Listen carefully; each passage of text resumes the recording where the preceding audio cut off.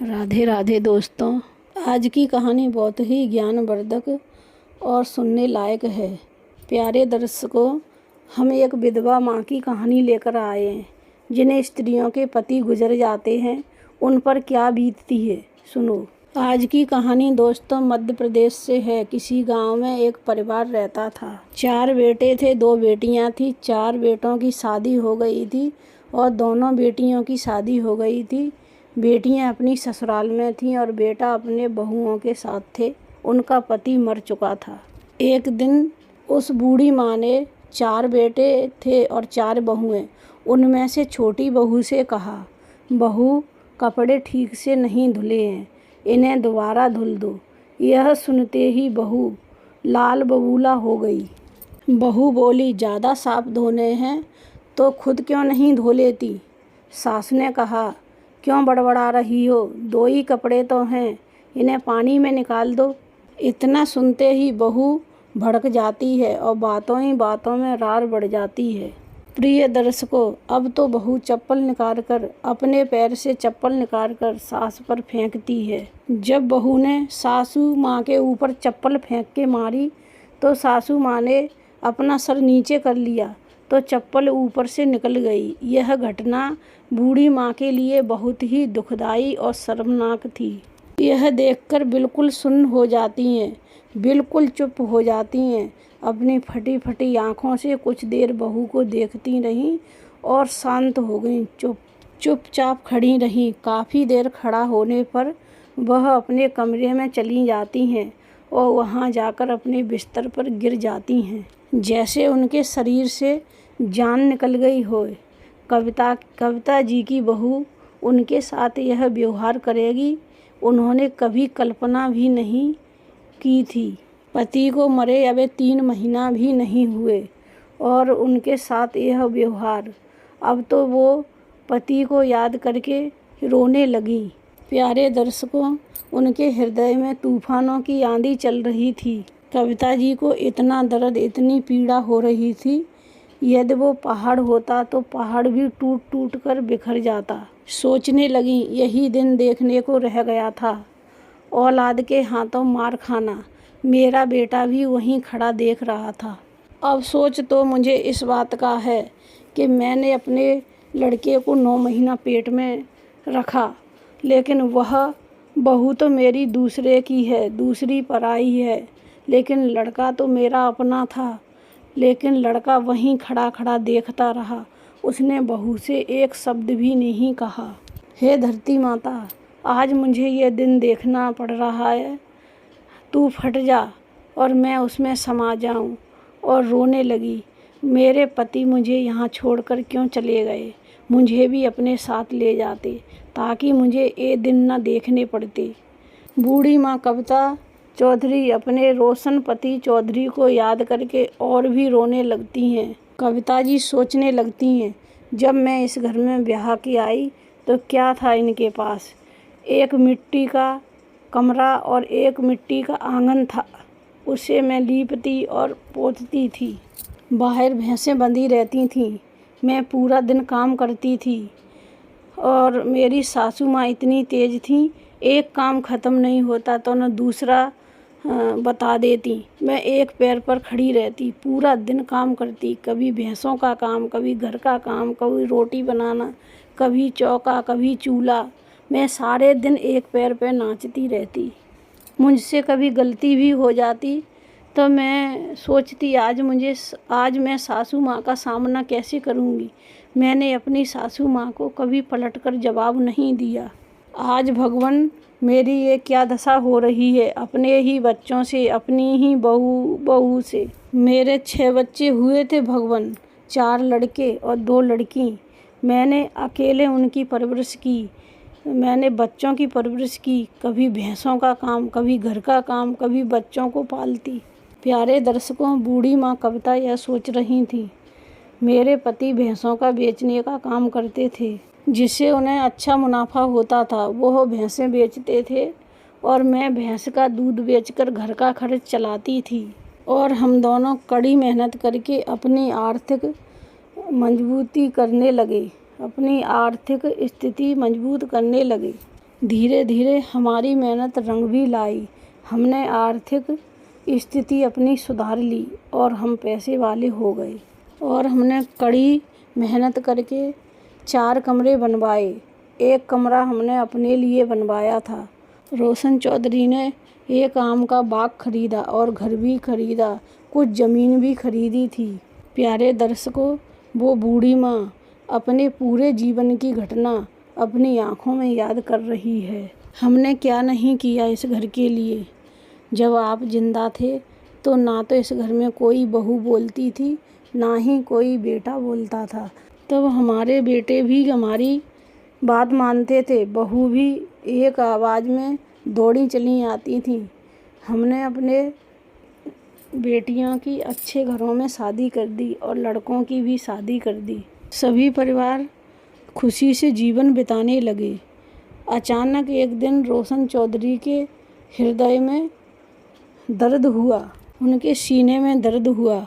इतने में उनकी मौत हो गई और एक बहू ने मेरे ऊपर चप्पल मारी। तुम्हें यहाँ से जाए 3 महीने ही हुए हैं, 3 महीने में ही मेरी ये दुर्दशा होने लगी है। एक बहू ने मुझे चप्पल मारी और जानते हो, आज किशोर की बहू ने तो मेरे ऊपर हाथ ही उठा लिया। इस घर में मेरा ही अपमान हो रहा है। आज मेरे दिल में अंगार धधक रहे हैं। इन अंगारों को समुद्र भी नहीं बुझा सकता। मुझे कितनी तकलीफ हो रही है। मैं किसको सुनाऊं, मेरी कोई सुनने वाला नहीं है। तुम तो चले गए, तुम तो मुझे छोड़कर चले गए। यही सोचते सोचते बूढ़ी माँ पूरी रात रोती रहती है। प्यारे दर्शकों, उनकी आंखें रो रो कर सूज गई थीं। सुबह से लेकर शाम हो गई, शाम से लेकर सुबह हो गई, सुबह से लेकर रात हो गई, लेकिन उनके पास कोई भी बहू और लड़का उन्हें धीरज बंधाने नहीं आया। रोते रोते उन्होंने अपने आंसू पोंछे और एक बैग निकाला। बैग में ज़मीन के और घर के सारे कागजात रख लिए और अपना भारी भारी जेवर भी रख लिया और उस बैग को लेकर घर से जाने लगी। लेकिन किसी भी बहू ने और बेटा ने उन्हें नहीं रोका। ना ही उन्होंने ये पूछा कहाँ जा रही हो, क्यों जा रही हो और तुम्हें क्या दिक्कत है। अब वो माँ घर से बैग लेकर चली गई। वो निकल गई और सोच रही हैं, मैं ऐसे बैग लेके कभी भी अपने मायके में नहीं गई। गई तो आधे दिन के लिए गई और कुछ भारी काम हो गया तो पूरे दिन के लिए। शाम को अपनी ससुराल में वापस लौटकर आती थी। भैया और भाभी पूछेंगे तो क्या बताऊंगी। अब घर से तो बैग लेकर निकली ही गई हूँ। मायके में पहुँच गई। मायके में चारपाई पे बैठे भाई हुक्का पी रहे थे। भाई ने जब अपनी बहन कविता को देखा तो उन्होंने आवाज़ लगाई, देखिए आज कौन आया है। तो अंदर से भाभी आई। उन्होंने भी कहा, दीदी आप आ गईं, आप आज आई हैं तो कितना अच्छा लग रहा है। धरती पर क्यों खड़ी हो, चलो अंदर चलो, जलपान करो, भोजन करो। भैया कहने लगे, सब कुशल मंगल तो है, आज तुम्हें अचानक यहाँ कैसे आना हुआ। उस बूढ़ी माँ ने अपना सामान एक साइड रखा और बैठ गई। पानी पी लिया। कविता के लिए भाभी ने भोजन परोस दिया। वो बूढ़ी माँ 4 दिन से भूखी थी। बहन 4 दिन से भूखी प्यासी थी। उनको जो अच्छा लगा वो खाया तो खाया और फिर साइड रख दिया। तभी भैया ने पूछा, बहन मैंने आपको इससे पहले ऐसे कभी नहीं देखा। भैया ने पूछा, बहन कोई बात तो नहीं है। वो बूढ़ी माँ अपनी असली बात छुपा लेती है। नहीं नहीं भैया, ऐसी कोई बात नहीं है। तुम जानते हो भैया, चौधरी जी के जाने के बाद मैं बड़ी मुश्किल से संभली हूँ। वो जब घर में थे तो कुछ न कुछ किया करते थे तो मेरा मन लगा रहता था। अब तो घर में मातम सा पसरा रहता है। काम तो सब हो जाते हैं, लेकिन वो बात नहीं है भैया जो चौधरी जी के रहने पर रहती थी। इसीलिए भैया मैं कुछ दिनों के लिए यहाँ रहने आई हूँ, हृदय को भी शांति प्राप्त होगी। प्रिय दर्शकों, उस बूढ़ी माँ ने, वह बूढ़ी माँ सामान लेकर अंदर चली जाती है और वहाँ लेट जाती है और वह बूढ़ी माँ गहरी सोच में डूब जाती है। उस बूढ़ी माँ के हृदय में अपनी बहुओं और बेटों का दृश्य चल रहा था। उनके हृदय में चीर चीर कर रहा था, उन्हें बार बार याद दिला रहा था। वो बूढ़ी माँ उसे बार बार भुलाने की कोशिश करती। जितनी ही उसे भुलाने की कोशिश करती, उतनी ही वो बात बार बार याद दिलाती। अंदर ही अंदर घायल किए जा रहे थे। उन्हें नींद भी नहीं आ रही थी और आंसू तो रुकने का नाम ही नहीं ले रहे थे। नींद तो बिल्कुल उड़ ही गई थी। इस तरह से उस बूढ़ी माँ को सोचते सोचते सुबह हो गई। वह बूढ़ी मैया नहा धोकर खाना खाने के बाद बैठ गई। बेटा बहू, मेरे नाती पोते मुझे मनाने तो ज़रूर आएंगे। वो बूढ़ी माँ दरवाजे पर बैठ गई और अपनी ससुराल की तरफ देख रही है। सुबह से लेकर शाम हो गई, देखते देखते राह, बातें करते करते, लेकिन उसके बेटा और बहू कोई लेने नहीं आया। सोचते सोचते रात को जाकर चारपाई पर लेट गई। वो मैया गहरी सोच में डूब गई। आँखों से आंसू टपक रहे हैं और मैया बार बार आँखों से आंसू पोंछ लेती हैं और यह आस लगी है कि ऐसे वो कभी सो जाती हैं तो कभी नींद खुल जाती है और सुबह हो गया। तो मैया को आज तो आस लगी है कि आज मेरे बेटा बहू ज़रूर आएंगे। जो भी आएगा मैं उसके साथ चली जाऊंगी, मुझे भी तो सारे काम करने हैं। वह बूढ़ी मैया यही सोच रही थी। बूढ़ी मैया दरवाजे की तरफ देखती हैं और बार बार इंतज़ार कर रही हैं, मेरा लड़का बहू कोई ना कोई तो आज ज़रूर आएगा। तब बूढ़ी माँ देखती हैं कि दोनों बेटियाँ अपने बच्चों को लेकर मेरी ओर चली आ रही हैं और दोनों बेटियाँ आकर माँ से गले लग गईं। तब उन्होंने कहा, माँ, मैंने भाइयों को फ़ोन किया तो उन्होंने बताया कि माँ तो मामा के घर में गई है। तब हम आपसे मिलने यहाँ चले आए। अपने बड़े बेटी के बेटे से और छोटी बेटी की बेटी से बहुत प्यार करती थीं। बड़ा बेटा गौरव और छोटी बेटी रूबी से बहुत प्यार करती थी। गौरव और रूबी नानी से बहुत प्यार करते थे। नानी भी उनसे जी जान से प्यार करती थी। 2-4 दिन उन बेटियों के बच्चों से हंसी खुशी से उनके निकले, लेकिन वो बेटियां अपने बच्चों को लेकर चली गईं क्योंकि उनके एग्ज़ाम आने वाले थे। वे बच्चे पढ़ाई कर रहे थे, इसलिए चले गए। जब तक बच्चे रहे तब तक उस बूढ़ी माँ के चेहरे पर खुशियाँ छा गई थीं। उनका मन लगा रहा और वे बच्चे चले गए तो बूढ़ी माँ फिर उदास रहने लगी। जब से वे बच्चे चले गए तो बूढ़ी माँ फिर से सदमे में डूब गई। एक दिन भाई ने अपनी बहन को देखा तो भाई ने बहन को अपने पास बुलाया और कहा, बहन, आप सच सच बता दो क्या बात है। तब बहन कहने लगी। तब उस बूढ़ी माँ ने, उस कविता ने भैया से बताया, भैया, मेरे साथ अच्छा व्यवहार नहीं हो रहा। मुझे यहाँ आए 15 दिन हो गए, कोई खबर लेने नहीं आया। भैया कहने लगे, कोई बात नहीं है बहन, वो तेरे ही बच्चे हैं, वो नहीं लेने आ रहे तो तू चली जा, क्या पता गुस्से में नहीं आ रहे होंगे।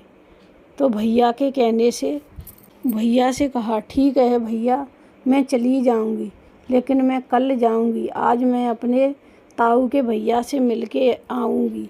वह यह कहकर ताऊ के यहाँ चली गई।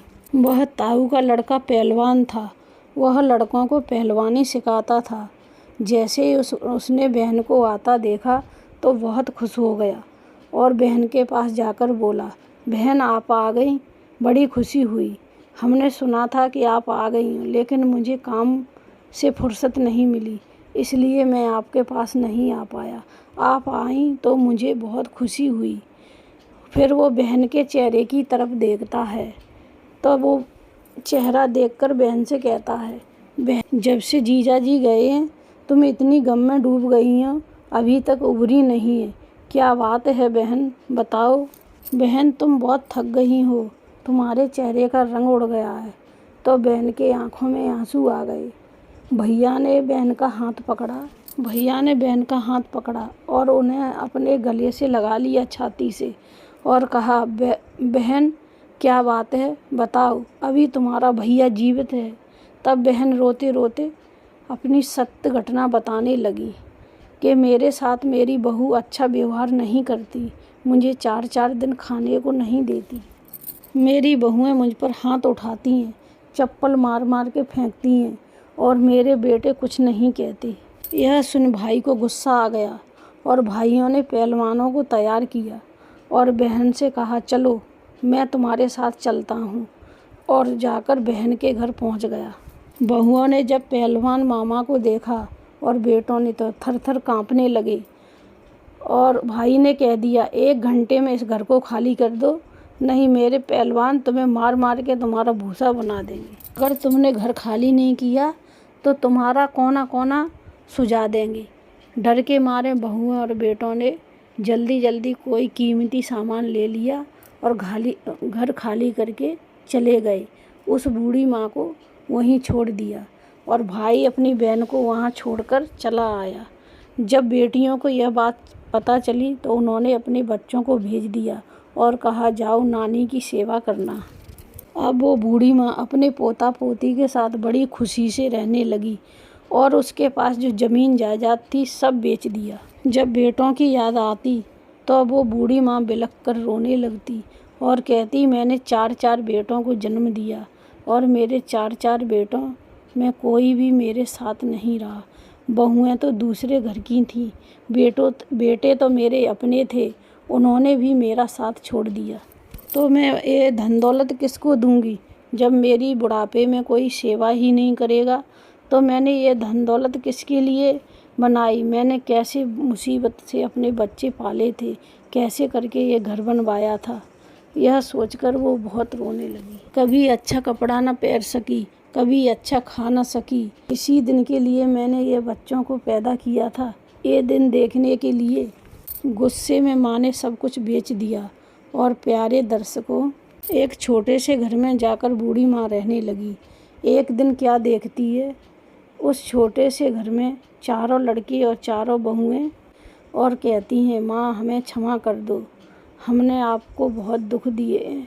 बेटा भी कहते हैं, माँ हमें क्षमा कर दो, हमने आपको बहुत कष्ट दिए हैं, हम तुम्हारे साथ रहने आए, या तो तुम हमारे साथ चलो या हमें यहाँ रख लो।